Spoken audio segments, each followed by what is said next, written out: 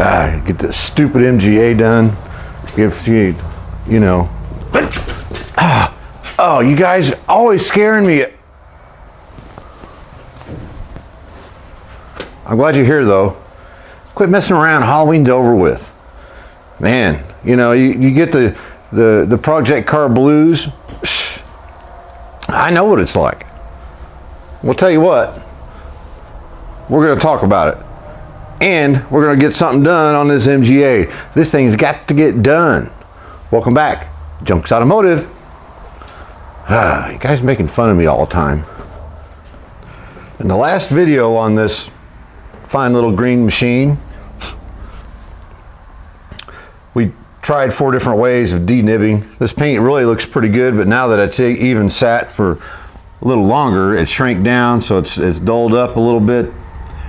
More than likely, I'll end up scuffing the whole thing before I buff the whole thing, but I am going to go with my little nibs. And one of the best ways in that video was just a hard block and 1000 grit, go over it, buff it, done. But I did like the little denibbing the slip method, right? I'll put that video right here somewhere, more than likely. That doesn't mean stop and watch that video. Or you can watch this video, then go watch that one, or watch that one, come back and watch this one to get caught up. For you new guys. Lots of you new guys, how you doing? Glad you're here. I'm gonna use a piece of 2000 and a little bit of water to try the same exact thing and see if it doesn't act a little less aggressive, because I can still see just little scratches that didn't buff out. But again, block the whole thing out. It's gonna take care of it anyway. So really, I'm just gonna, let me find a good one here. Squirty. And really these small ones are gonna block out anyway. I can feel it with my finger. Just a little pressure with my finger on that paper. Yeah, it's still there. I'm not putting as much pressure as we did in the last video, because that way it doesn't scratch so much. That's pretty good. So that way when I go over, I might go over this whole thing with 3000 and a soft block. Once I get it denibbed to my, there's some orange peel over here. I'll probably do 1000 first. Just kind of go over and kind of get, you know, get it dulled up a little bit, and then we'll do the all over, and then we'll buff it. Hopefully by the end of this video, we'll have fenders back on this and it'll look like a car. That's important. Not just for you, but for me. Back to what I was talking about. The project car blues. Man, these things can really, they can really eat at you.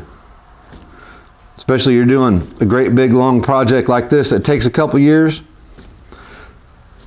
It can be hard on you.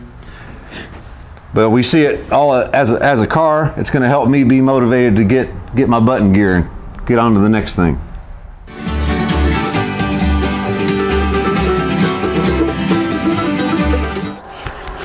So yeah, it's find this strip. We'll just go over the bigger ones first and see if we can't block out the rest. I think there's some pterodactyls in here. I can even go like that with my finger. There you go.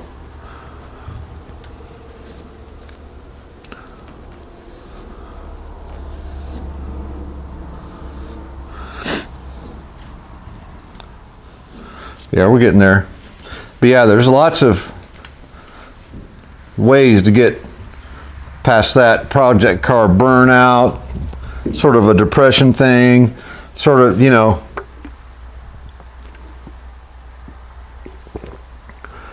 No, I mean, kind of, maybe.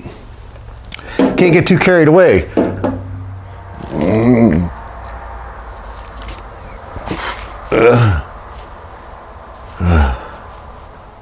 So we can't be having all that. But all seriousness, it's a thing. You spend a little time taking a break, and your wife or your husband or whatever you got, your kids, they might be happy that you take a break, and that's good. Take a break. Sometimes you take too long of a break and you can't look at it, look at your project, think about it, be on the interwebs going like this for parts. Don't let it be out of sight, out of mind, is what I'm telling you. You gotta kind of stay on top of it.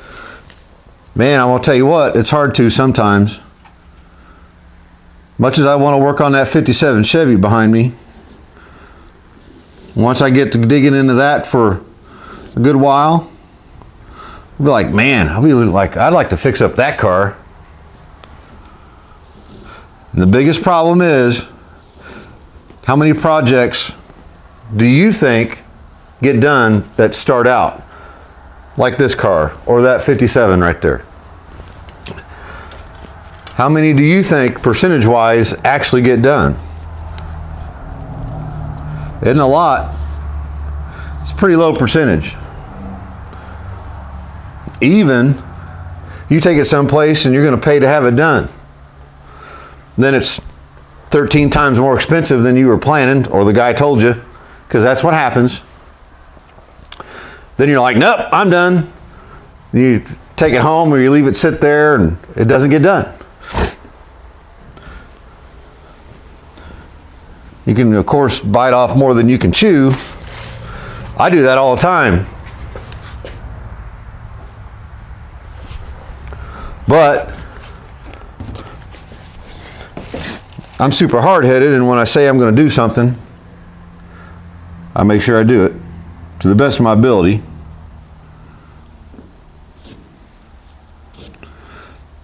So let me get a bunch of this stuff done, and I'll show you.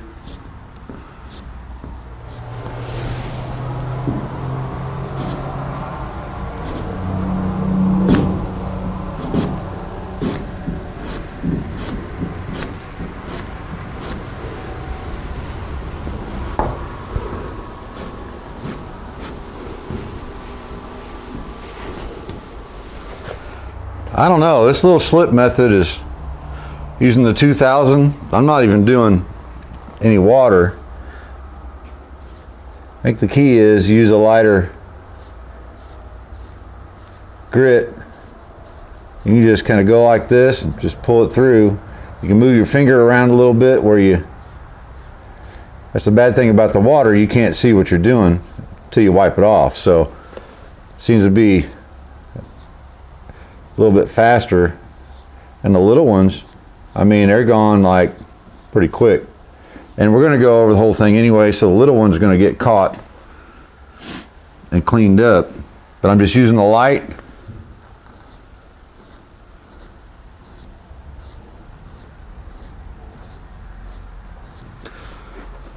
Get through here, and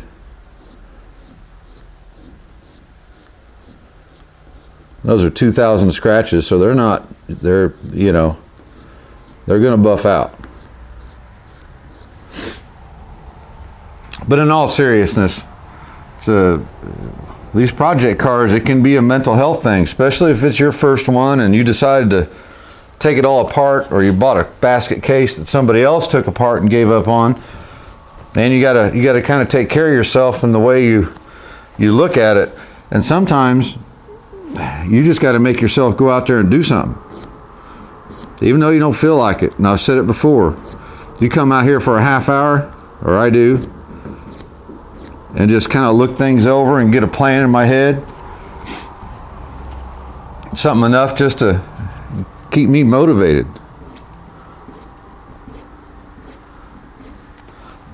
It's out of sight, out of mind. If you close the door and you don't come in here because it's a thorn in your side, and it's not going to do you any good. These are all things you got to think about before you jump into the whole project car thing.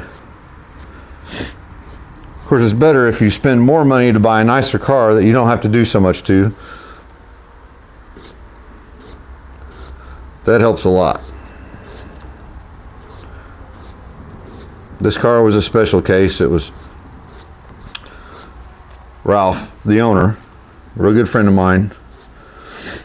He and his dad took this car apart around 1970, 71, which is as long as I've been alive. Sent the engine out, had it rebuilt.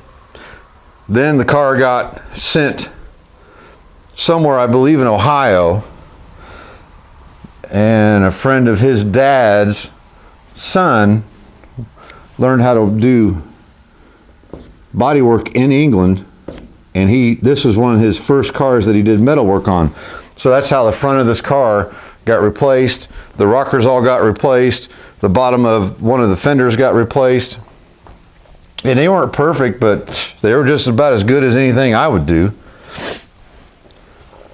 But then after that, the car sat since then. So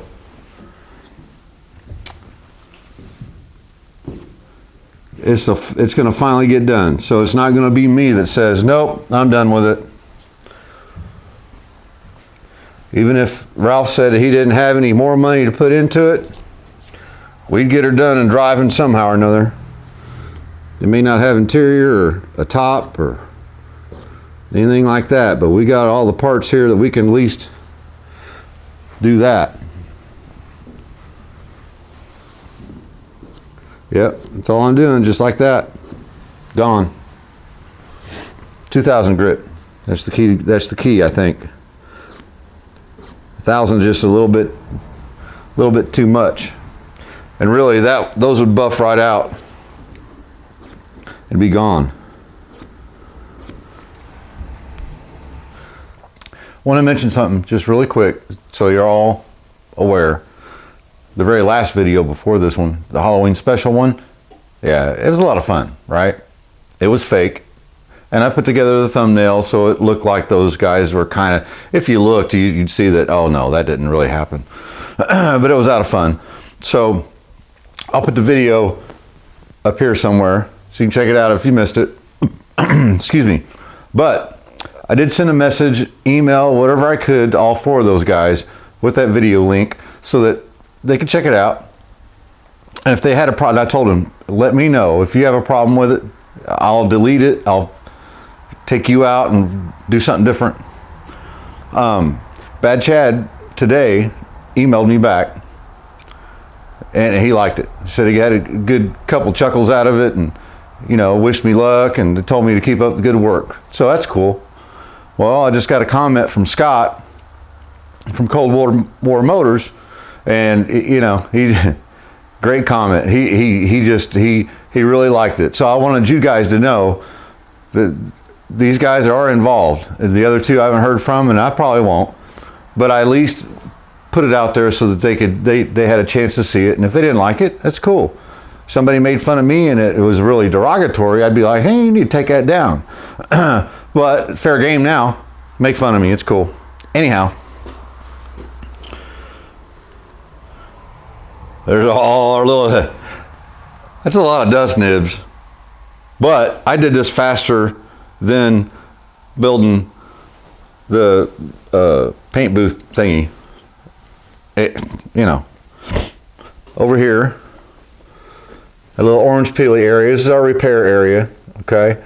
I'll put a video where I had to fix the paint right here. That was a nightmare. And it was a little orange peely, don't care. Blocked it out with 1,000 is what that is. A couple spots here on the trunk. And it was a little dry up here, blocked it out with 1,000 just to knock it down. It's not perfect. It's not perfect. Now I'm gonna go over the whole thing with 2,000 wet sandpaper and a soft block. And then it should buff out really nice. And we won't have any more problems because we don't have to have any more problems. Looks a little haphazard, I'm aware. But it's scuffy. Did a little more on my denibbing spots here and there. Trunk. This where the orange peely was. This is just scuffed down with 2000, and I'm not worried about getting rid of the orange peel, except for the more orange peely areas, I guess. Just try and knock it down. Knock it down and buff it. Like I says, we're not making a show car here. We're making a car where Ralph can drive it around on a Saturday afternoon or down to the pub, maybe stick a mandolin or a guitar in the passenger seat and a mandolin in the trunk and go play a gig. He's a musician like me, and like me, most of the people who would see my car are drinking. So, you know, that is what it is. Let's get the buffing machine out and see what happens. Oh, when I wet sand, I'll tell you what I like to do. Dark color paint, I like to use a white towel to wipe it off, clean it up. That way if I see green, I know I just screwed up. No green. I went through about 3 of these, no green. So now I'll use the blue ones over there and use that to clean up after my buffing. Light cut pad, and it's damp. I took it into the kitchen where the wife was cooking food and got it soaked down, rinsed out, wringed it out pretty good, and she wasn't real pleased. But before I start, I want to run the extra water off, so I'm just gonna, you know, give her a little spinny spin.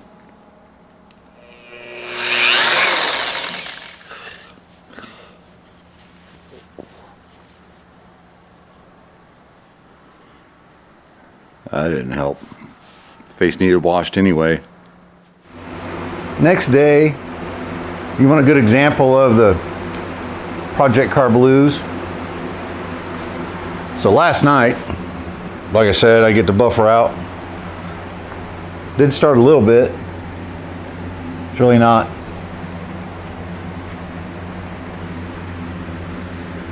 They have fine little scratches all over everything. And it's going to be hard for you to see. You can see them right there, right? Those aren't 1000 grit scratches, because I know for a fact that 1000 grit usually buffs out.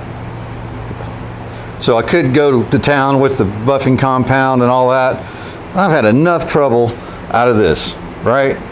So I'm gonna have to scuff it all down. I'm gonna go over the whole entire thing again, wash it down, got my bucket of water, a little bit of soap in it, probably too much soap, I don't care, whatever. So, and redo it, because being that I work in such a sterile, clean environment, probably got a piece of junk in something. And if I remember right, I just kind of did this area. You can kind of see it there. See those scratches? So I got a piece of junk in something, in a piece of paper, and scratchy, scratchy, scratchy. So as soon as I saw that, I tried over here, and I'm like, oh, there's some over here. Heck with it, I'm done. So let me tell you what, sometimes it's definitely okay to say, I'm over it. I'm over it, I'm going inside, and think about it. Go to bed, get some rest. Now, if I said, screw that car for about 2 or 3 weeks, it's a whole lot harder to get started and just get back at it. So I'm back out here the next night, and we're gonna keep fighting the fight. Sometimes it's not fun. If this stuff was easy, a lot more people would do it. You wouldn't see so many cars on the face space marketplaces that I lost interest in this project. I want $30,000 for it because I got all the parts to put it back together. No, don't be that guy. I'm not going to be that guy. This ain't even my car. I got to get it done.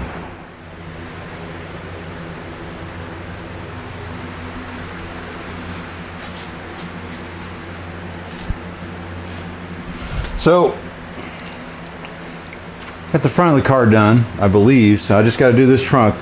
But it's a very good point to say that, you know, no matter where you're working, you're doing this outside, you got to keep your stuff clean. I just proved why. Put little scratches, probably 80 grit scratch all over everything. because I wanted to cheat and use a squirt bottle, and I probably picked up something off the car, or it's hard to say. Sometimes all I can do to have a good video is to screw something up, and hopefully we can learn something from it, because I know I do, even though I know better. But all I'm doing is my little soft block there. It's a little, you know, it's a little bit flexy, but a little bit stiff. 2000 grit. I'm doing little squares. Kind of go over it really good and nice and even. Then I move to my next area.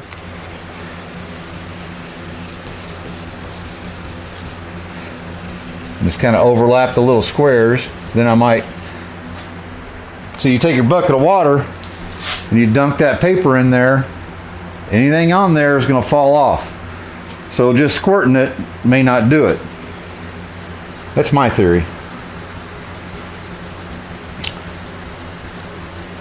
One of our fine viewers here at Junks Automotive sent me an email, and most of my videos have my email. That's my personal email. You send me an email, you're going to get a response. Unless it's a really bad email, you know. Now, a few of you guys send me emails, we chat, send me pictures and stuff. A little FaceTiming here and there. Or, you know, videos, anyhow, put it that way. I'm on Facebook too. You can send me a message there. I answer all my comments. Unless it's a comment I don't like, I don't answer it. Or I just might have missed it. Something like this last video is pretty tough to keep up, but I do my best. I believe some of my favorite channels are ones that I actually could talk to. Ask a question and they answered it. It seems like the thing to do if it's humanly possible. Things get too out of hand, I may not be able to, but anyhow, Brian out of Washington State here in the good old US of A sent me a couple of video ideas and all that kind of stuff. So I think it's a good idea. But what he said, and I think it's a good idea, hey, you guys hit me up with an email and then send me a picture of your projects or your proposed project. If you don't have a project and here's a project you want to do, send that too. Send me a picture of it, just say hi, and I'll put them in a little folder in my email. When we get enough of them that it seems like it makes sense to make an interesting vehicle or a video, we'll go over them. We'll go over them all together. I think that would be fun. So, you're done watching this, go down the description, hit me up with an email, junkboxmike@yahoo.com. That's kind of where Junks Automotive came from. It's a long story. Send me your project, send me a picture, and we'll see if we can't get some stuff together and get you all involved in what we're doing here, because we're doing this together, no doubt. All right, we get this done. We'll get the buffer out, hopefully. Okay, it's all dried off. It's all pretty clean. I'm going to take a brand new clean towel and dry wipe it. That gets all any kind of that sanding dust off of it, because you don't want to take that sanding dust and just kind of grind it into the paint, obviously. But one other thing I thought about, wasn't too long ago, I said something real quick about a project car that I know about, and boy, I wish I could afford to buy it. This, in fact, is one of those project cars that didn't get finished. It's a 57 Chevrolet. I've got a lot of parts from that car that he took off for this 57. He's a buddy of mine in central Pennsylvania. And his health is not good. he's not going to finish it. He's not going to finish the project. So if any of you guys are interested in a really good project that's worth the money, you gotta let me know. It's all rear suspension's all been back taffed. It's tubbed out. It's got a roll bar in it. It's a beautiful car, and it's basically a drag car, but I thought about trying to get it somehow, and I would just do the drag and drive thing with it and all that. It's a 458 cubic inch motor. It's built, ready to go. He's got $20,000 in the engine, if that tells you anything, if I remember correctly. Here, I'll even tell you. Give me just a second. 496 and a Rossler transmission. All the parts are there, everything's there to put it together. He has it all.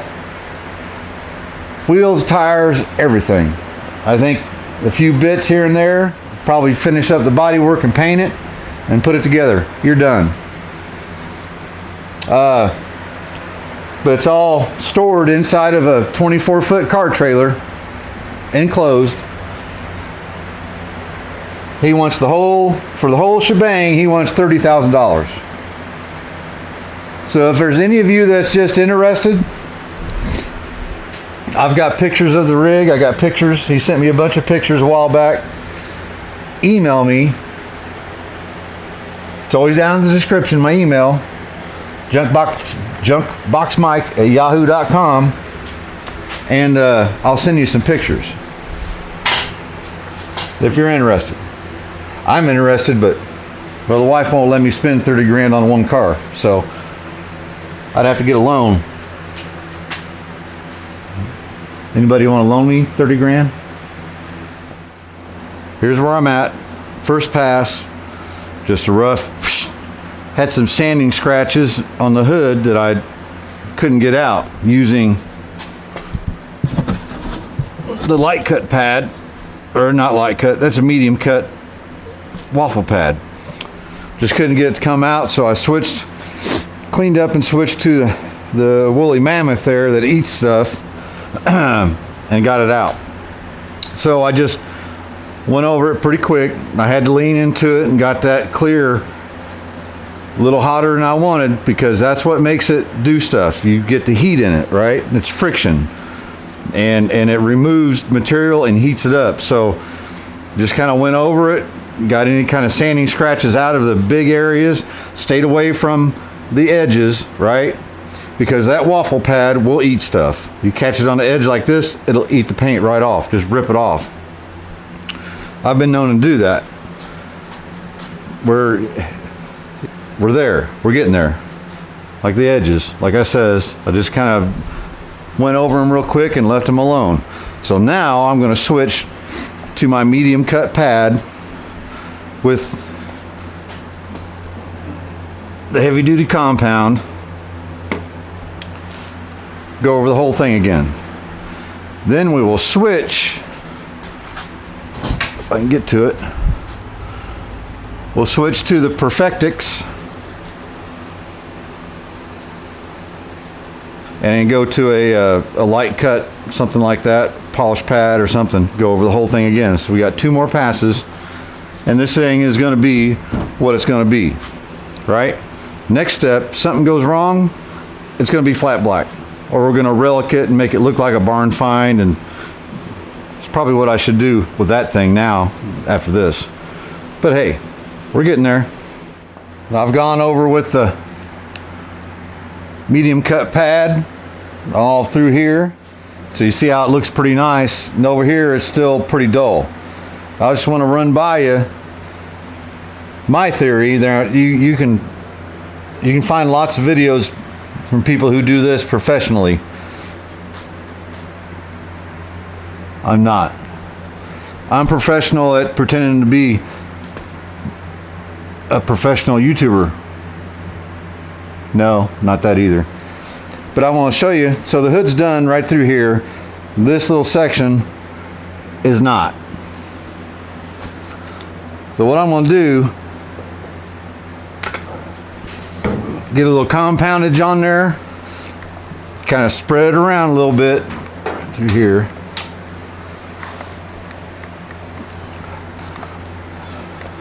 Now I'm going to start out slow. This is a variable buffer. It's got a little trigger here. I can turn it up to fast speed and all that, put it down to minimum. So I'll put it on like 1 or 2 and just to start. You got to remember your rotation.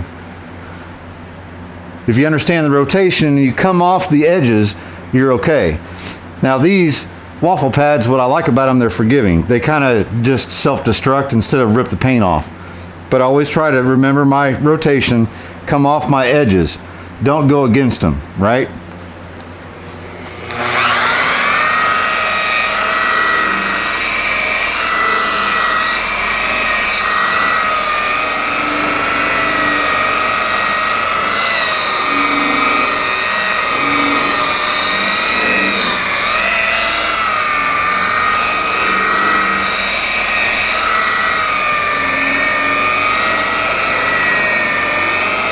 See, up against that hood, I can stick that corner of that pad right up in there. It's not going to hurt anything.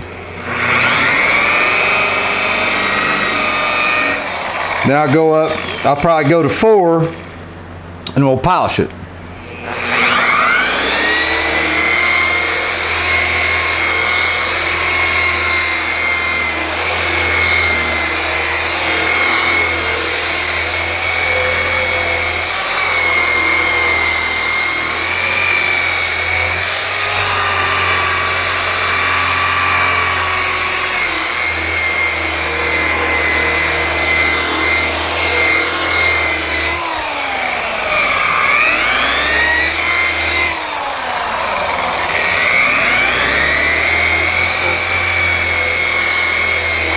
That's it.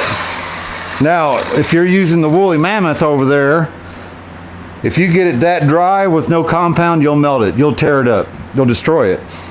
This won't do that. But that's basically when you still want to stop, right? Take a nice clean cloth. I like these microfibers. I buy them brand new and I don't reuse them for this kind of thing. So there you go. Look at that. Pretty nice. Let me get the rest of it done and I'll show you what it looks like. So there you go. Resanding a couple times. Got the woolly mammoth pad and kind of roughed it in.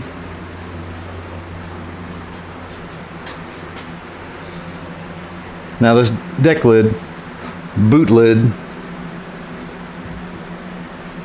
I think it's where you keep your boots. That's why they call it that. I don't know. It looks just a little hazier. The reason is I ran out of the 3M 05973. But a while back I bought 05955. Super Duty. The reason I bought it, this is like $80. Okay? It's 5 pounds of compound. This was $40, or maybe, probably closer to 60 bucks, right? I thought, well, that's the deal, I'll just refill it. Well, that's different compound. It's heavier compound. So, you know, good, bad, be careful, right? It's different. Now we're gonna go to the Perfectix, and I've used this stuff before. There's my little bottle. This is what I had left over from doing the Cadillac. Same thing. There's the number. There's the number. This is a finer, more of a lighter compound polish. Then we're gonna go to the black, right? I gotta go clean it, wet it down, and hopefully not spray myself in the face again. And we're gonna go over it one last time with that. You're gonna see it. It's gonna look pretty. Well then, ain't she pretty? You wait till we get a good coat of synthetic wax on it. We're not gonna mess around with all that until we're done beating the crap out of it, putting it back together. You know, after the situation I went through over there and repainting it, I'm ready to have a party. Now the doors, the rear fenders and the rear half of the car need the final buff, so they still look foggy. They're going to. Fenders, they're stored carefully on the 57 Chevy 2-door or 4-door, 2-door conversion storage unit. So they'll need detailed. All the rear fenders will come off. I've got fender welt, that I call it, fender lace, whatever, needs rolled out and taped on here, mark where the holes are, cut the holes in it, detail all this, clean this all up. Then we'll put the fenders on, do the same for the back fenders, and then we're off to the races. Yep, look at that thing. Had some trouble, but old junk won the battle. There's still a little bit of, you know, compound here and there. Yeah, whatever. We can fix that. Well, so I think this thing looks pretty slick, you know. Right. Oh, it's slick, all right. Jeez. So hey, Project Car Blues, I know what it's like. That's as much of a battle as working on these cars sometimes. You get a couple steps forward and 18 steps back, just like I did here. And you get bummed out, you go in the house and I don't even want to look at it. I don't want to work on it. I don't want to think about it. I want to work on a 57 Chevy. And it's understandable. You've got to work on realizing that we are all human. We want things to work out. Nothing about this stuff is easy. It's all hard work. It's patience. That's my flaw. I don't have any. But I've learned to find it with this situation, with this car. Have some patience. Much as I want it done and Ralph to have his car, I've got to have patience or it's not going to get done right. I want it to be right. So if you're looking for a project or you have a project, I don't have time, I don't have the space, I don't have the money. Those are all great excuses. But if you can buy a can of paint, rattle can, go out there and take a part off, wire brush it off, spray paint it. Half hour, go in the house. You know how much better you're going to feel about that project that you went out there and did something, right? The bad thing is, and I've said it before, a car is worth the least amount when it's exploded into a million pieces, right? Take off little chunks, take little bites. Don't go ripping it all apart if it's your first project car. Don't do that. That's a bad idea. Unless you're ready to hump on it for a good month, as much as you can to get it back into one piece again, then it's worth something, because you got to think about that. You have to think about that. And I do all the time with the projects I have running around here. Something could happen to me tomorrow. What's my wife and my kid going to do? If everything is parts everywhere, it's just a bunch of junk and she can't get rid of it. That right there, believe it or not, is worth something. This right here, believe it or not, is worth way more than it was a couple years ago when I went north of here and picked it up. And my good buddy Ken, as bad as he wants to go out there and work on that 57 Chevy he's trying to sell, I'm going to stick a couple pictures at the end of this video. So if you're interested, please email me. I want to help. That the only way I can help is to try to sell his rig. Just think about it. If you've got this against you, that against you, and all that, poor Ken can't even get to the mailbox. So look at the positives. And that's what I've been trying to do, is to say, hey, look how far this car has came. Look what I did do. I screwed stuff up. I screwed that up over there. Man, I'm not a paint and body guy. But by the time I'm done with this car, I'm going to be, right? But I gotta look at the positives. What have I done? It's not what I can't do, not what I didn't do, not what I didn't have money for or time for. I don't have time. I don't have any time. But here I am. I've done something really cool right here. Right now, if I stopped right now, I could be proud of what I did. But I'm not gonna. I'm gonna keep fighting. Get things done. Get this car done. I want to drive around this countryside way before I give it to Ralph. And I'm gonna have some fun in it. You know why? Because I deserve it. Because I did that. All right. Again, if you guys have projects and you want to email me, send them to me. I'll put it in a little stack over here in the corner somewhere, and we'll feature your project on this channel, right? We'll get some things together and have a good time together. I appreciate you so much. I'm so glad for the new subscribers, the new views. Things are really fun, man. It takes a lot of time to make videos, and I'm going to sit in there for 3 hours and edit this one. Makes it worth it when people watch, when they comment. Let me know what you think about the Project Car Blues. How do you get around them? Right? How do you get around them? How do you work through them? Sometimes the only answer is get off your rear end. Get off your tush right here, Eximus Maximus, and go do something. Go out there and do something, right?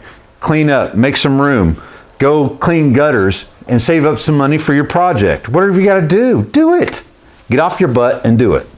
That's the biggest answer I can tell you about the Project Car Blues. Get off your butt and do it. So,